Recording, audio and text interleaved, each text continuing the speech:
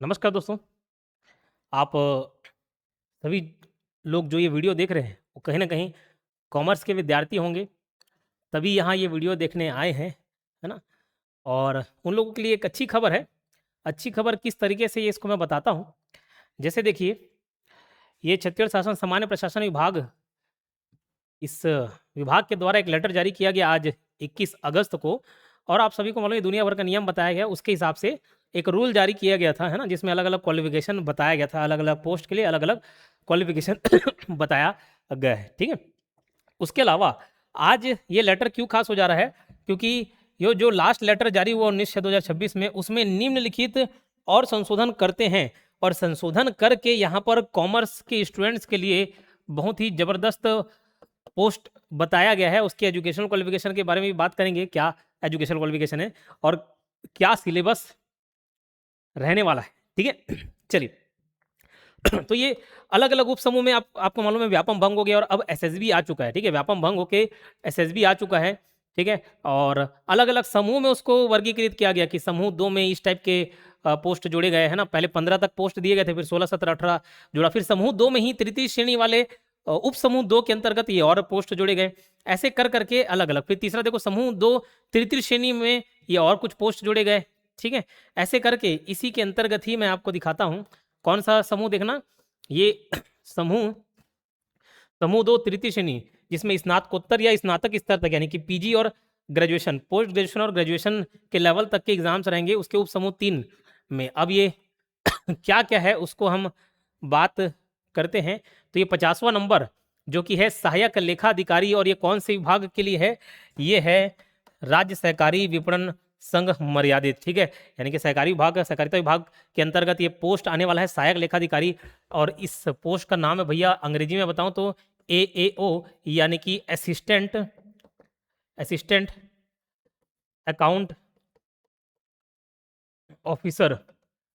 अब मैं आपको बताऊँ अकाउंट ऑफिसर जो होता है वो क्लास 2 वाला पोस्ट होता है। ठीक है? जो पीएससी के थ्रू लगते हैं। तो ठीक है उसके नीचे का ही पोस्ट है असिस्टेंट अकाउंट ऑफिसर और बहुत बड़ा पोस्ट और बहुत ज़्यादा इसकी सैलरी रहने वाली है। ठीक है? और इसके बारे में एजुकेशनल क्वालिफ़िकेशन क्या बताया है इसको देखो। एजुकेशनल क्वालिफ़िकेशन बोला है किसी मान्यता प्राप्त विश्वविद्यालय से कॉमर्स स्नातकोत्तर होना चाहिए। तो मैं बता दूँ भैया अंग्रेजी माध्यम के स्टूडेंट लोग सुन लो ना। कॉमर्स ग्रेजुएट होना चाहिए। Commerce graduate commerce post graduate होना चाहिए ना कि ग्रेजुएट, है ना? स्नातकोत्तर मतलब पोस्ट ग्रेजुएट बोल दिया। यानी कि सीधे-सीधे मैं बोल सकता हूँ एमकॉम।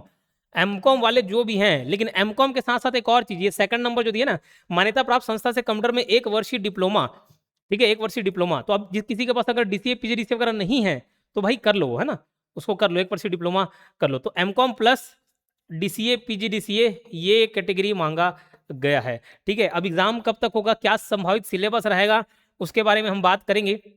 बट फिलहाल मैं आपको बता दूं जैसे देखो अब अगर आप इंतजार करोगे ना जैसे जितने लोग पर्सनली कई बच्चे मिलने आए या कॉल में जैसे बात होता था अब तो थोड़ा समय कम मिल पाता करके बातचीत बहुत कम हो गया मैं बहुत कम बच्चों से डील कर पाता हूँ लेकिन जितने भी बच्चे आए तो मैं उनको शुरू से बताया कि भाई एक पोस्ट आने वाला है सहकारिता विभाग के अंतर्गत जो है उप अंकेक्षक का पोस्ट आने वाला है कब से मैं इसके ऊपर वीडियो बना रहा था कई लोगों को ये लगा अरे सिर्फ अपने कमाने के लिए वीडियो बना दे रहे हो ठीक है और ठीक है फिर मैं पब्लिकली बात करना बंद कर दिया लेकिन जो पर्सनली कई बच्चे आए यहाँ मिलने के लिए आए पता करने के लिए आए गाइडेंस देने के लिए आए और मैं पूछा कि अगर कॉमर्स ग्रेजुएट वाले हो तो भाई इसके लिए अभी से तैयारी कर दो और अगर आप यकीन नहीं करेंगे इतने सारे स्टूडेंट्स अभी 69 पोस्ट में से हमने सिलेक्शन दिया ठीक है टॉपर्स कितने सारे निकले तो कोई ऐसा स्टूडेंट नहीं होगा जो ये नहीं बोलेगा कि भाई ये बोलेगा कि योगेश साहब को मैं नहीं जानता कोई ना कोई या तो कोर्स से जुड़ा हुआ था या टेस्ट सीरीज से जुड़ा हुआ था लेकिन लाभ उन्हीं ने लिया भैया जो पहले से थोड़ा बहुत तैयारी करके रखो आप एकदम नोटिफिकेशन आया 30-40 दिन का समय मिला है 50 दिन का समय मिला उसमें आप करने बैठेंगे ना तो मुश्किल है ठीक है अच्छा जब एग्जाम कैलेंडर जारी हो गया था उसमें ये क्लियर हो गया था कि भैया उप निरीक्षक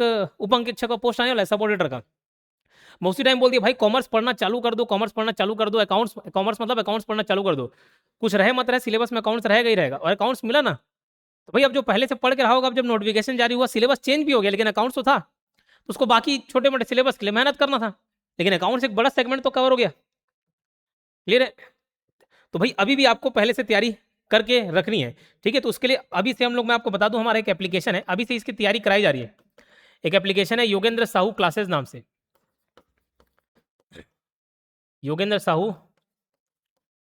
क्लासेस नाम से एप्लीकेशन है क्लियर है और गूगल प्ले स्टोर पर आपको ये मिल जाएगा। कहाँ मिलेगा? गूगल प्ले स्टोर पर। गूगल प्ले स्टोर पर मिल जाएगा, युगेंद्र साहू क्लासेस नाम से।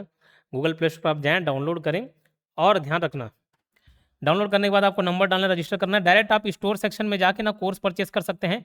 असिस्टेंट अकाउंट ऑफिसर AAO या सहायक लेखाधिकारी ऐसे हिंदी में लिखे रहेगा, तो आप उस कोर्स को जाके खरीद सकते हैं। अब ध्यान देने वाली बात मैं आपको बता दूं, ये आप अपने स्वविवेक से खरीदें, ठीक है, स्वविवेक से खरीदें, क्योंकि ये मैं उन बच्चों के लिए ला रहा हूं जो पहले से भाई तैयार रहना चाह रहे हैं। ऐसा नहीं कि नोटिफिकेशन के वेट, ये जुआ खेलने जैसा है। तो आप अपने विवेक के अनुसार खेलें, क्योंकि ये पोस्ट कब आएगा एकदम कंफर्म नहीं कर सकते। हो सकता है भाई अभी अगस्त में एग्जाम कैलेंडर जारी हो, तो उसमें अगले साल 2027 में ये वैकेंसी निकाल दे, ठीक है। तो इसके चांसेस ही ज़्यादा हैं, लेकिन फिर भी मैं बोलूँगा कि स्वविवेक अपना अपनाएं भाई, खुद के विवेक से ही ये कोर्स खरीदें। ये आपके 1 साल की वैलिडिटी रहेगी कोर्स में, 1 ईयर वैलिडिटी रहेगी। और ये ध्यान रखना, ये रिकॉर्डेड क्लास रहेंगे, ठीक है, रिकॉर्डेड क्लासेस रहेंगी।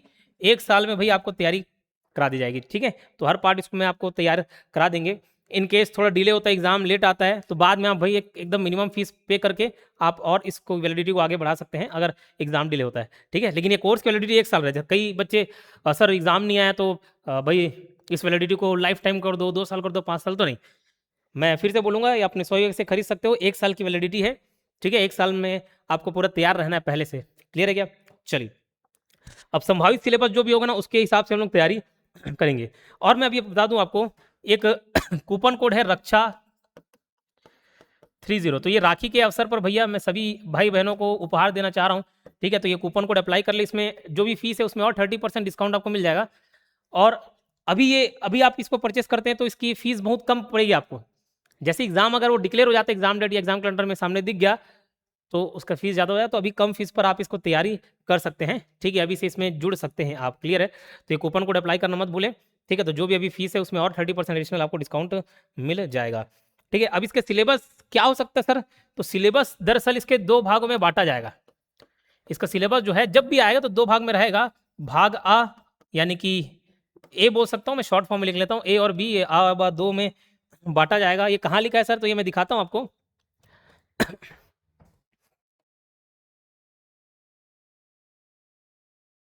ये जो उप समूह 3 वाला है ना, इस कैटेगरी में ये देखो, यहाँ पर इसका जो सिलेबस है वो क्या है? भाग A अनिवार्य, कॉमन एवं अनिवार्य यानी कि कॉमन सिलेबस रहेगा, और बी में संकाय विशिष्ट यानी कि अपने अपने फील्ड का, ठीक है।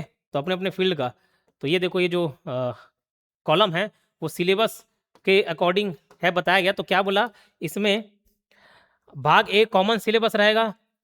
कॉमन सिलेबस में भाई वही मैथ्स हो गया, रीजनिंग इस बार रहने वाला है ना, मैथ्स रीजनिंग, मैथ्स हो गया, रीजनिंग हो गया, इंडियन जीके हो गया, ठीक है, छत्तीसगढ़ जीके हो गया, ये सारे कॉमन सिलेबस हो गए। कंप्यूटर हो गए, हिंदी, छत्तीसगढ़ी, इंग्लिश, ऐसे टाइप का। तो ये कॉमन सिलेबस हो गया, कुछ ये तैयार करके रखना है।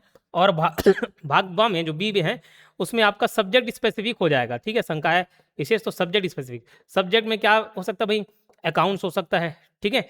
तो अगर आप जब पढ़ना चालू करेंगे तो केवल अकाउंट्स को फिलहाल डील करें। हालांकि मैं सब्जेक्ट में ऑडिट, क्योंकि अभी हाल फिलहाल में भाई ऑडिटर के लिए पढ़ाई थे, तो ऑडिट हो गया, इकोनॉमिक्स हो गया, ये सब वीडियो भी मैं डाल दूंगा, बिजनेस स्टडीज ये डाल दूंगा। लेकिन आप पहली प्राथमिकता देंगे कि आप अकाउंट्स वाला टॉपिक ही पढ़ेंगे, अकाउंट सब्जेक्ट पढ़ेंगे। क्लियर है क्या?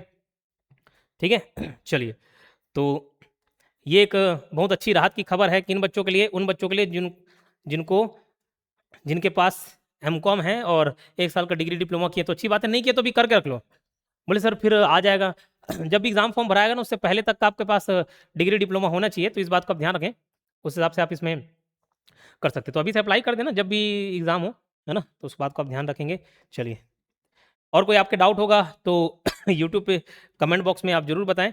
बाकी इसके बारे में मैंने जानकारी दे दी है ऑलमोस्ट, ठीक है। चलिए, अभी से लेकिन तैयारी करना है।